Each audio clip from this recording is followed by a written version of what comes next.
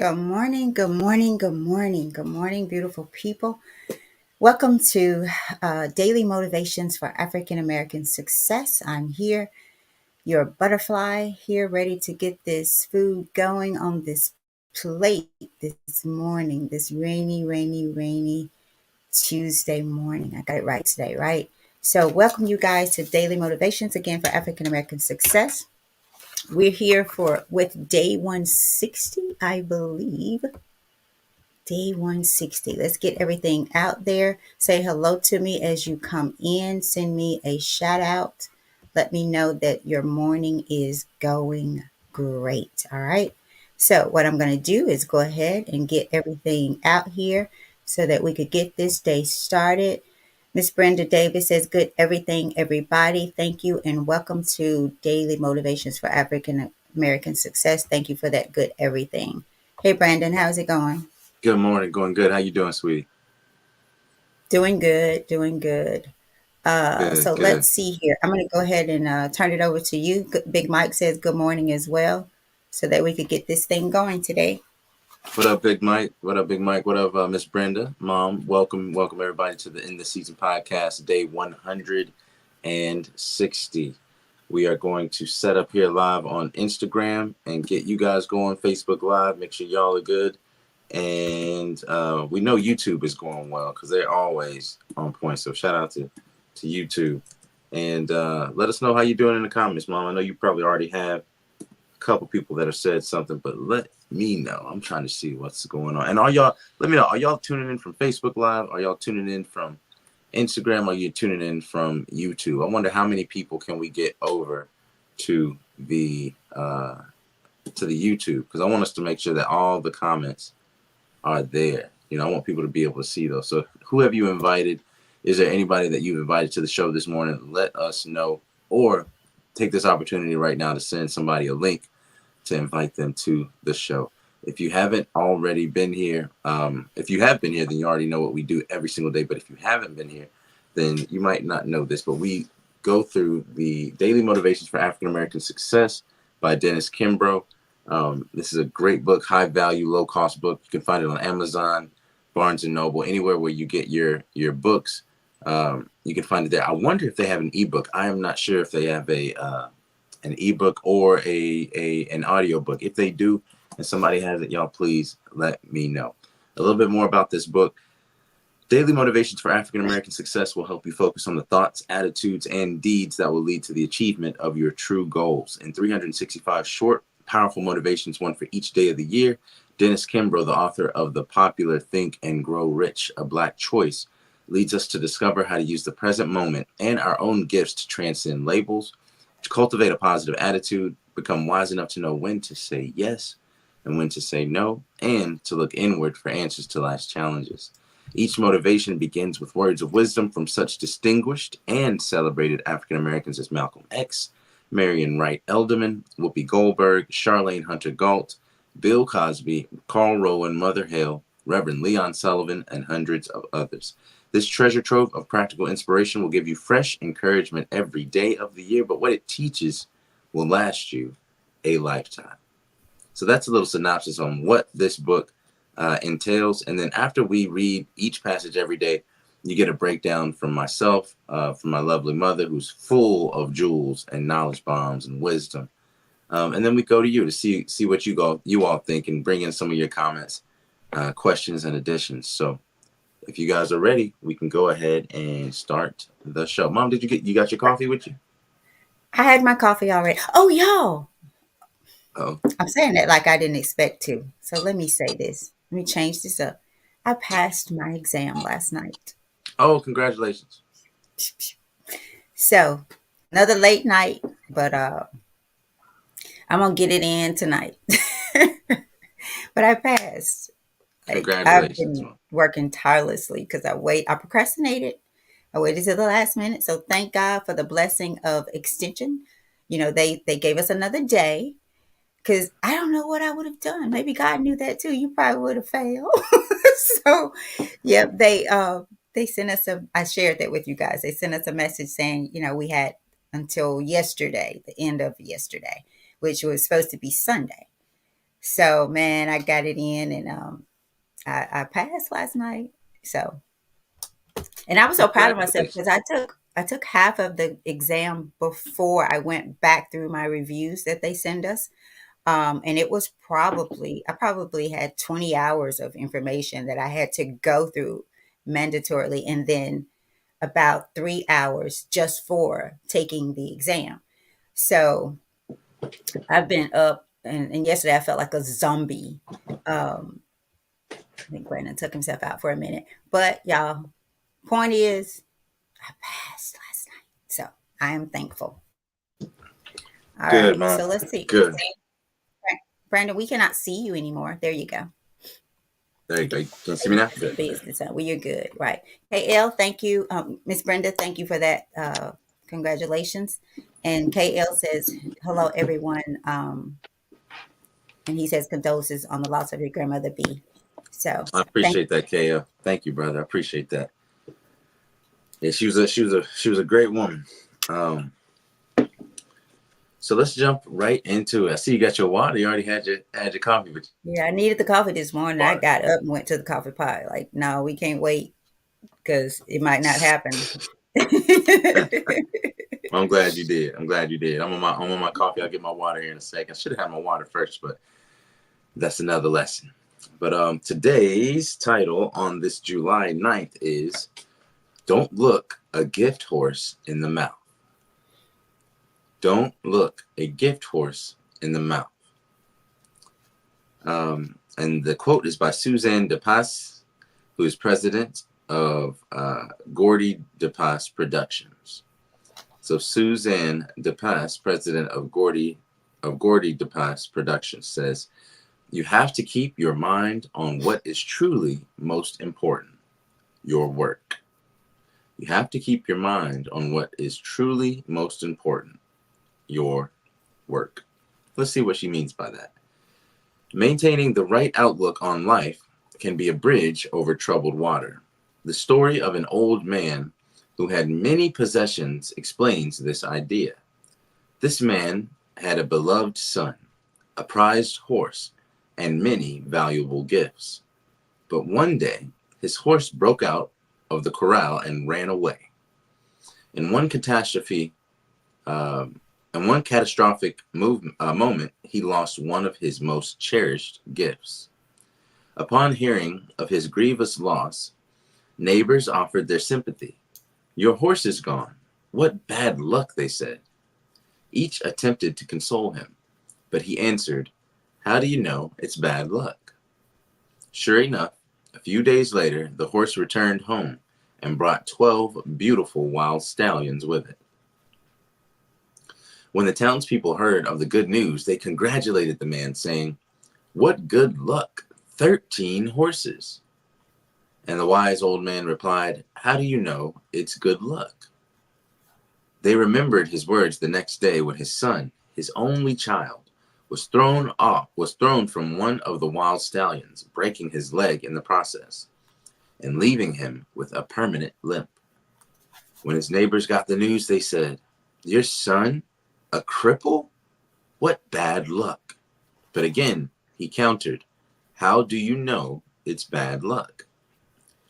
1 year later, a warlord came to town, taking every able-bodied young man off to battle. The war was lost, and all the warriors were killed. The only young man left in the village was the old man's crippled son, for he had not been drafted due to his handicap. What's the meaning of this message? Regardless of how circumstances appear on the outside, life goes on.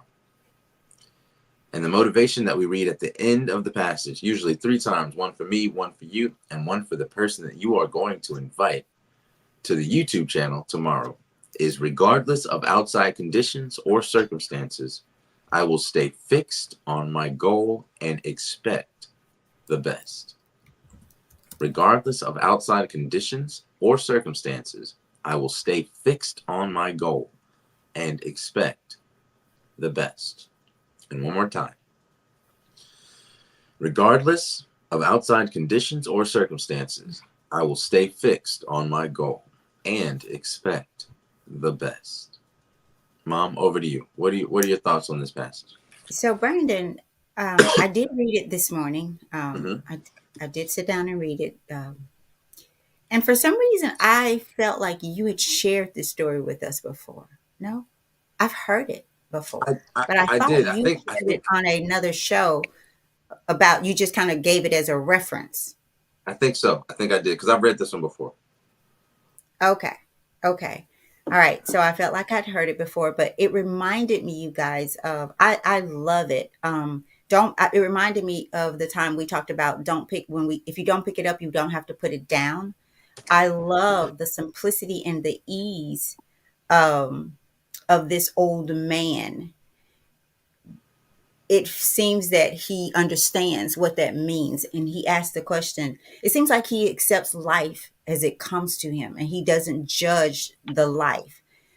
He doesn't judge what life brings to him. He keeps his mind focused on his work, like who I am, why I'm here. I must keep moving because life goes on no matter what. And it also reminds me of death, death, because I've been really contemplating it in a way where, and which is why I often find myself trying to get away from the word my son, my grandkids, right? They're not mine. I get to enjoy them because if they were mine, right? Boy, boy. And if I had control over any of it, like their life would be different in a grand way, right? But I don't. So it brings me some ease just to see how this man says, well, what makes you think it's good luck? What makes you think it's bad luck? It's just life happening. Tires go flat. Things happen. But I am going to keep moving into my goals, my purpose, my work, the work I have, the work that is for me, let it speak for me. I can't remember how my grandmother used to say that. May the work I do, or something like that, speaks for me. So we have to keep our mind on the work that we're here to do. And that comes back to being the best version of yourself, that so that you can see life in this way. Because if you don't, so many things will trip you up, y'all. It will get you stuck and stop and because it will stop you and keep you stuck because your mind now is on what's happening. Like remember the young lady who started skiing at age 15, but when she started skiing, she was with one leg already. She had already lost one of her limbs. But she did not pick that up, so she didn't have to pick it down. She did not let it handicap her, right? And so before I turn it over to you, Brandon, I looked up the meaning of because it was interesting. Don't look a gift horse in the mouth, and it says the Have you ever saying heard that? don't look a gift horse in the mouth means that you shouldn't criticize a gift even if you don't Mm-hmm. like it very much. A gift horse, in other words, is a gift. Everything is a gift to us. Everything is a gift to us. The term gift horse is pretty easy to remember if you imagine the horse as a present. And there's a question, what does look a horse in the mouth mean? To look in a critical way at something that has been given to one. For example, I noticed the guitar wasn't made of real wood, but I didn't say anything because you shouldn't look a gift horse in the mouth, right? So Right. it's like taking that gift and examining it, missing the fact that it's a gift. And if we looked at our life as if we really trust God, whatever comes our way, and it doesn't mean that we don't feel some kind of way about it, but it goes back to, while I don't understand, I trust you. Even if this gift wasn't what I wanted, even if my life went a different direction, who knows why it did? Who knows? Not even us. When your life goes a different way from the way that you expected, it's your life, but you can't even answer that question. Why did it? Why did God allow this? Right? So this guy to me, whew, he has life in the right perspective. It also brought me back to the day that I said that nothing, not a whole lot excites me anymore. And I had the conversation with one of our listeners because of the way that they interpret it. And so this brought me back to joy versus excitement, right? Because think about the horses, all the horses coming back, but the man still, the old man, man of wisdom, looks like he said, you know, it's not what makes you think it's bad luck that he left. All right. So if it wasn't bad luck when he left, I don't need to try to understand if it's good luck when he comes back. I'm just going to live on through the moment. I'm going to keep working, right? So it says, in contrast to the path of excitement, which leaves you wanting more, right? Which tires you, versus the path of joy. The path of joy brings deep satisfaction and a feeling of rest. Invariable, invariably, it calms the monkey mind and brings the whole being to the present moment. Many of us have experienced this in a not if have experienced this, if not several times, then at least once. So I like the term joy. Things bring me joy. And the joy does bring me to a level of rest and peace, right? Keeping my mind and my eyes focused on life itself, not what's going around or in my life, right? But on life itself. Because if you take your eyes off, the horse left, the horse came back. They came to get my son, but they couldn't because who knows? Who knows? Just embrace the moment, the now. So over to you, Brandon. Thank you, Mom. And that was a beautiful breakdown. I appreciate it. And that the phrase of the title, "Don't look a gift horse in the mouth." If you know anything about horses, would someone look a gift horse in the mouth? Right? And this is a question for the audience and for the people tuning in. Why would someone look a horse in the mouth? There is a reason. So does anybody know? First and foremost, I want to make sure I Say give that y'all question again. Ask that question again for me, why Brandon. why would someone look a horse in the mouth? Is it to check the teeth? Because it's isn't it Yes, something about it is. their? I'm So sorry. as a horse gets older, their teeth kind of contort and change shape and kind of like instead of being like, let me see, I do it this way. If they're like this, they end up going out forward a little bit because as they get older, they get more and more teeth, and the teeth start to push the other teeth out. Hmm. So you can tell a horse's age Okay. in many cases on how old a horse is by how many teeth it has, by the shape of the teeth, whether the teeth are projecting out or still kind of facing in. And teeth are especially in older times, and it should be used more now. Teeth are looked at as a sign of health. Many people with diseases or certain things, or conditions, right? Can a lot of them can lead to something that happened in their mouth. Like if you have a bad dental surgery, be careful because if anything gets infected inside of your teeth, it can affect other parts of your body. And you might think, I don't know why I've been having, issues with my bladder. I don't know why I've been having issues with, you know, um, my stomach or irritable bowel syndrome. And it could be that you had some type of injury to your mouth or a tooth pull, things like that. So your teeth are a sign of health, especially in the old world. Teeth were looked at as a sign of vitality. So if someone is giving you a a gift of a horse, you don't immediately start looking at its mouth. Basically, somebody's giving you a gift. Don't look some clothing. don't search for the bag to see how much it costs. I mean, so it's something like that, and um, the term came from, look a gift horse in the mouth, came from Saint Jerome, who was writing a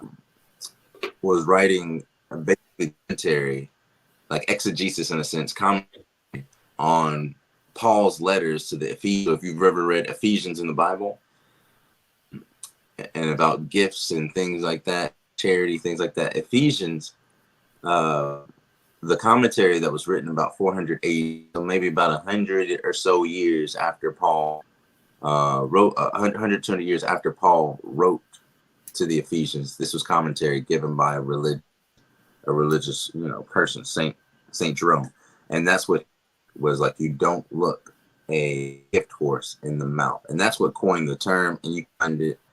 It was originally in Latin, but you can find a whole bunch of other different places. So I just wanted to give you a back on where that phrase comes. Now, how does it apply to our situations? You don't check the time or immediately look something up when someone's getting something as a gift.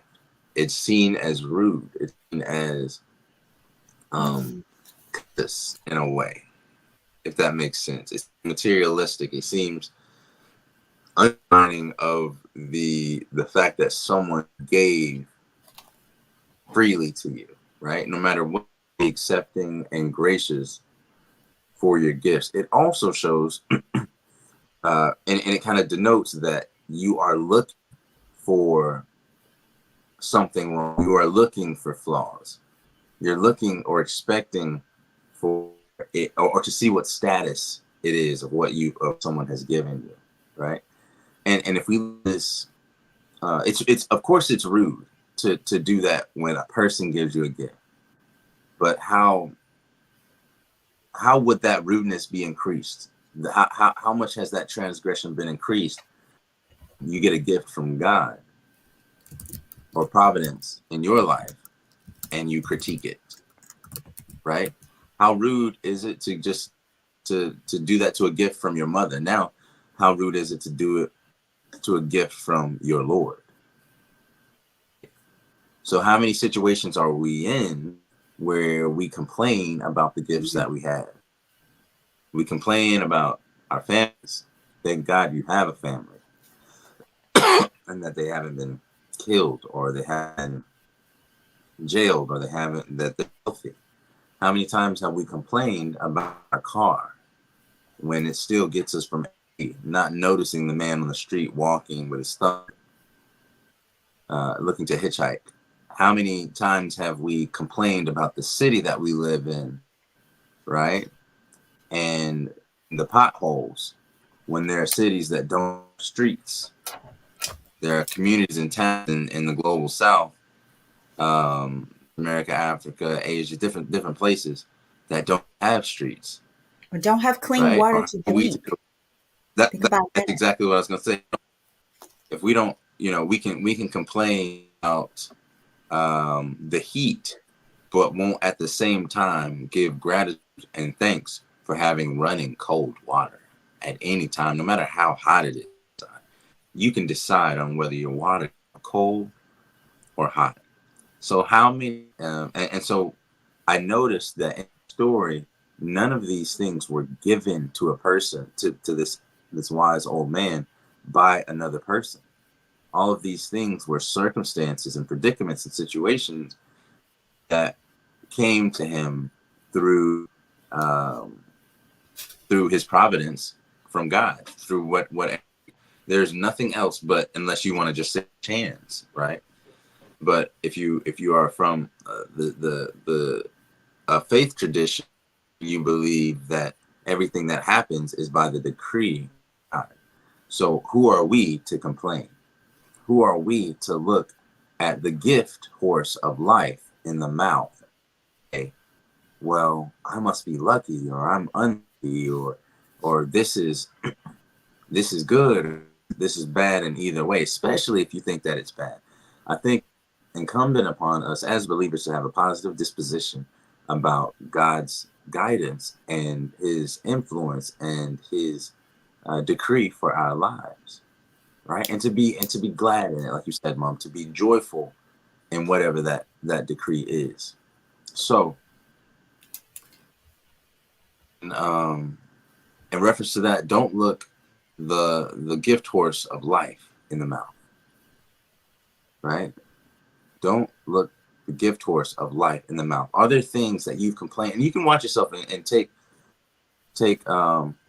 inventory of what you complain about. And I'm speaking to myself first. Today, as you go throughout your day, see if you can catch yourself complaining. See if you can catch yourself saying or down on something that's been gifted to you, whether it be the blessing of life itself, whether it be your car, clothes, your children, your parents.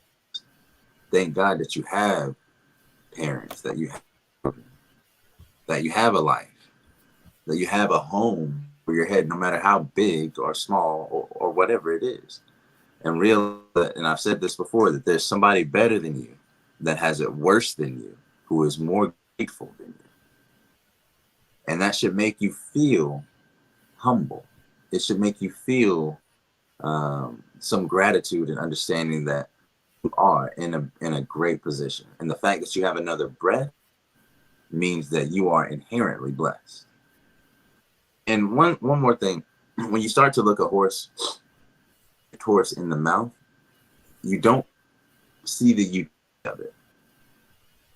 You don't see the fact that this is a beast of burden, right? This is a beast of burden, meaning it inherently alleviates, some burden from you. You can place things on its back. You yourself can ride on its back to the countryside or wherever you want to go without having to walk it yourself, much faster now. The fact that you have a gift of a horse, a horse, this is a living being, right? And you look at its mouth, means what? That you're looking to try to resell it. That you're looking to try to come up on the gift of this horse. Because why else would you look at you are you really wondering how long is it going to live now? No. You're looking at, can I resell it? Imagine if every time somebody gave you you thought, how much can I pawn this for? And imagine if that was the first thing that you said. Thank you. How much can I pawn this for? That's what you say to God every time you complain or you receive a gift and you undermine the utility or the value of that gift. So today, take an assessment of your life. See if you can notice yourself complaining and stop yourself. Stop your tongue. Catch your tongue. Be the cat that catches your tongue.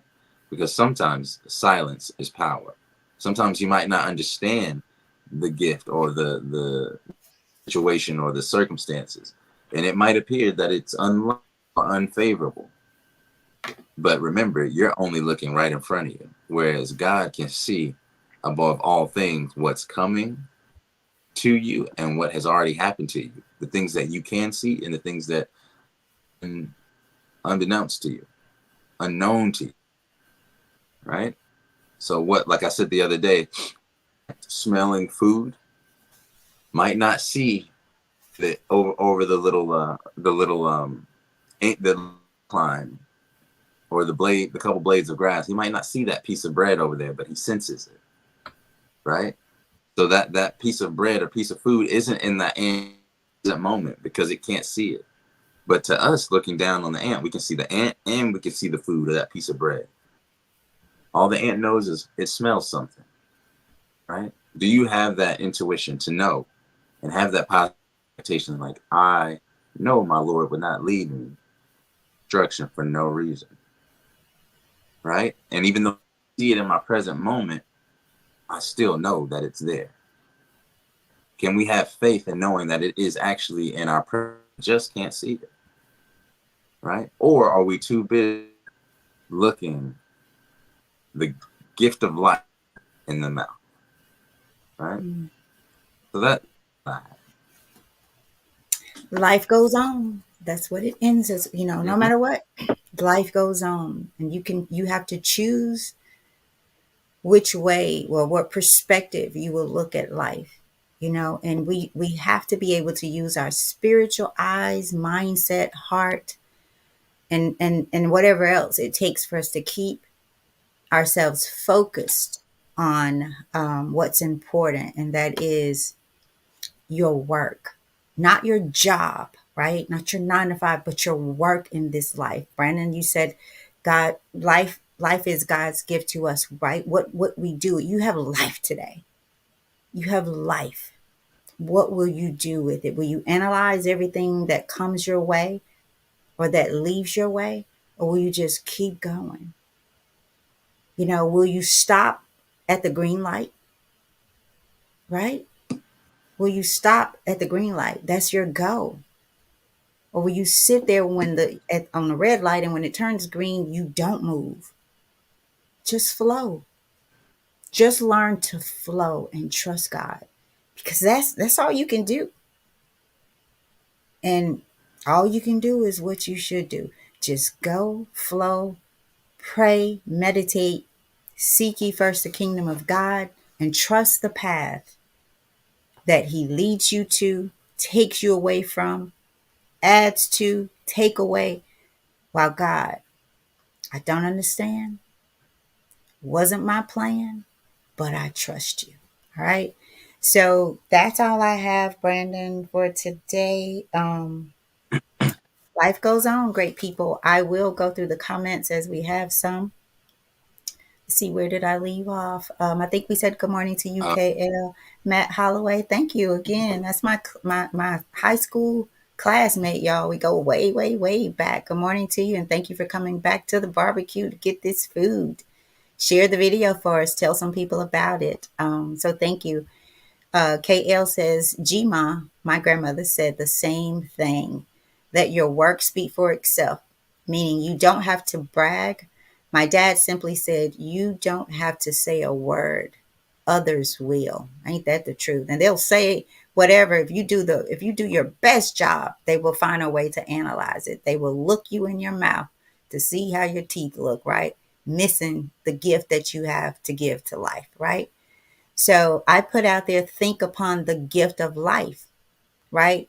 Meaning we have life today. You have work to do. You're still here, right? You have work to do. And that's why you need to become the best version of yourself so that you can give people what they need from you. And that's it.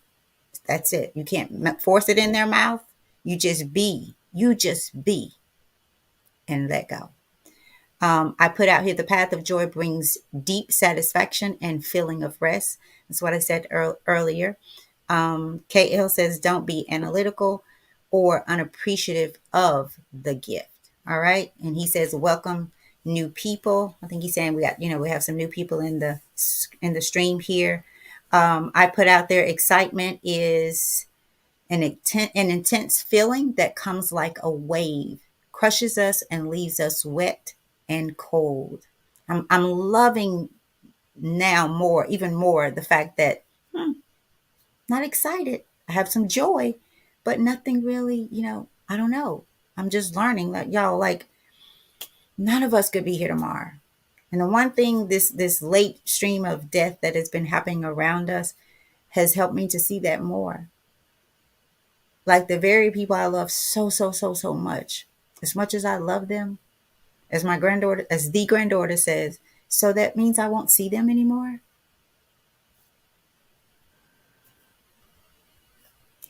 That's what that means for now. And I was thinking about that this morning, how that question for her may not see them, y'all, but if we are the best version of ourselves, and we are to them as well while they're here, because so much focus is on a person when they're no longer here. Let's learn to love on people while they're here. And what does that look like? Because if you do that, if you do right by people, when they're gone, you feel like, and Brandon, you maybe need to share that hadith that you shared with me the other day, because I mentioned it, but I don't know if I said it exactly the way that you said it to me, and you were off the show. When they're gone, like for my grandmother, it's like, if anybody deserves to meet our maker, She does. She's lived the life, 90 plus years, right? She's been a servant. Not a perfect person, but certainly a servant. She loved people and wanted everybody to be okay, right?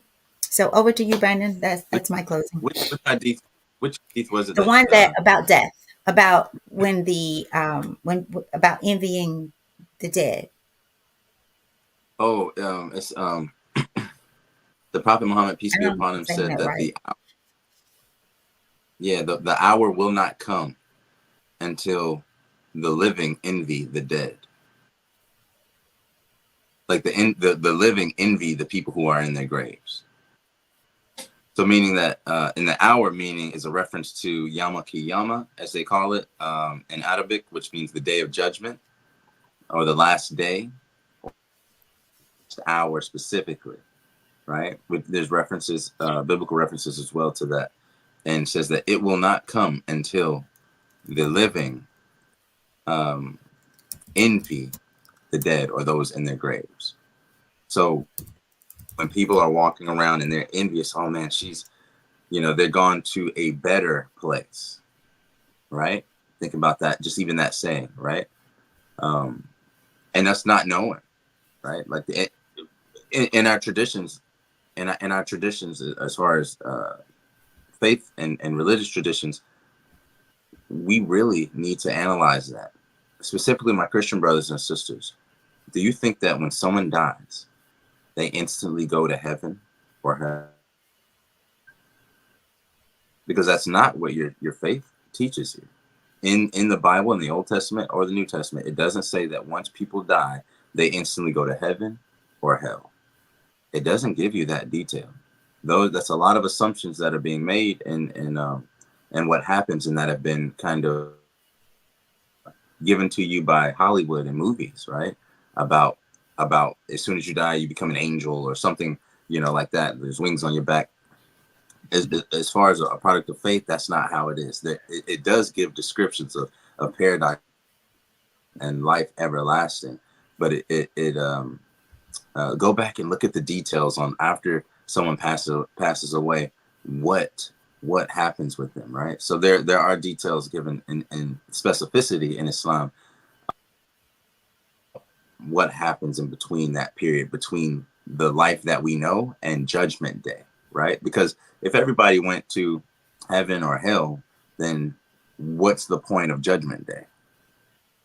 You guys understand? If as soon as we die, we go to heaven or hell, and there's no gathering of the souls together to be judged, then what would be the point of speaking of a judgment day? Jesus was asked um, about hour. This is the same reference to the hour. This is in the Gospels. He was asked about the hour, and he said, "No one knows the hour but one.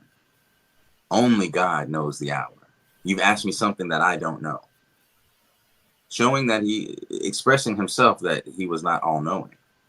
You know what I mean? So like we really need to go back and analyze and read about life and about death. And until you understand death, you won't truly understand the gift of life, and you may be looking the gift of life in the mouth. Okay, so let's go out there, take inventory of ourselves, and realize how close we might be to the hour. Look for the signs within ourselves and outside of ourselves, and take account before the day of account. And don't spend this life. Mom, you said something. You said God gave us the gift of life, right? But what you do with it is your gift to God.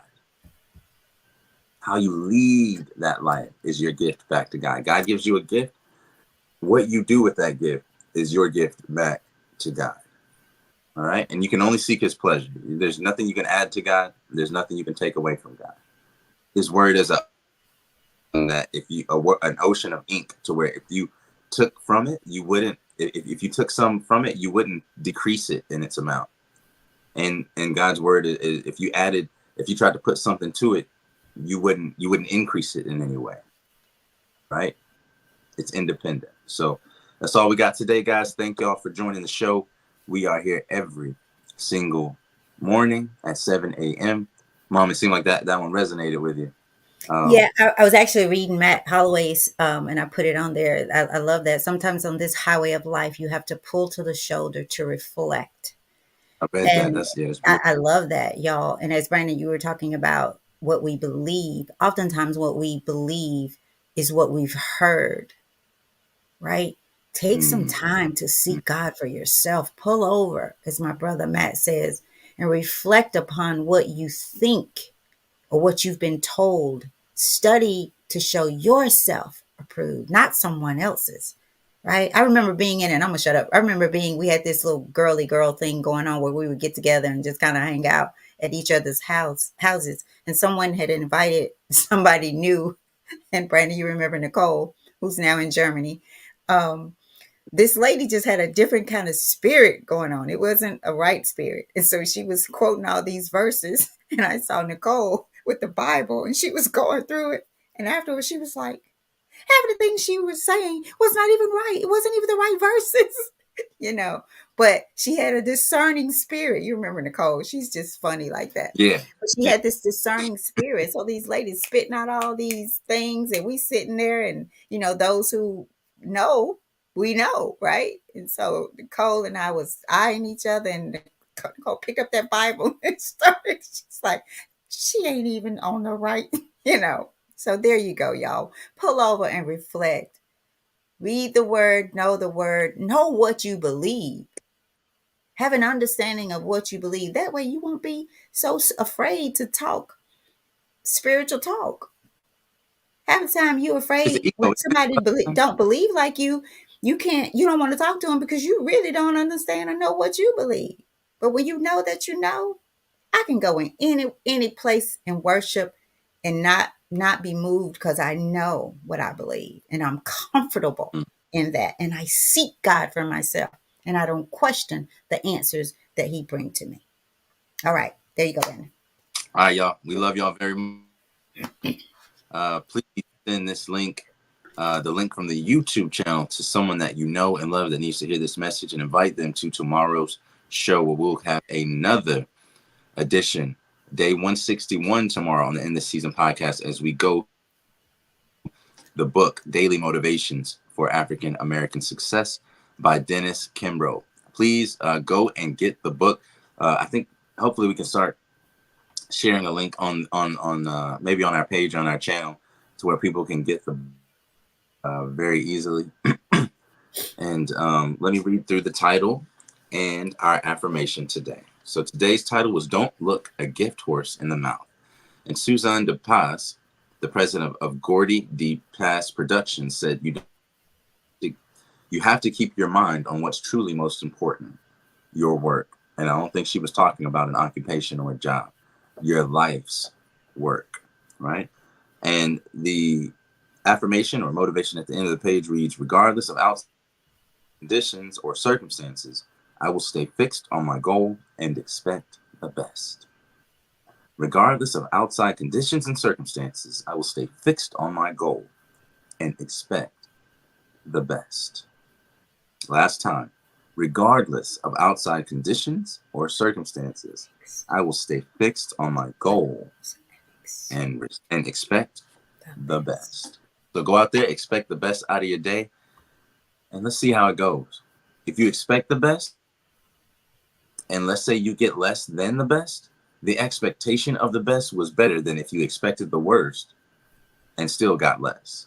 The pure expectation and the positive disposition on believing that good is going to come to you lowers your stress, lowers your anxiety, and allows you to be present. It allows you to be present. So be present today and know that life is a present. So don't look it in the mouth. All Accept right. it and keep going. All right, guys. Take All peace. right. Y'all be great. Peace.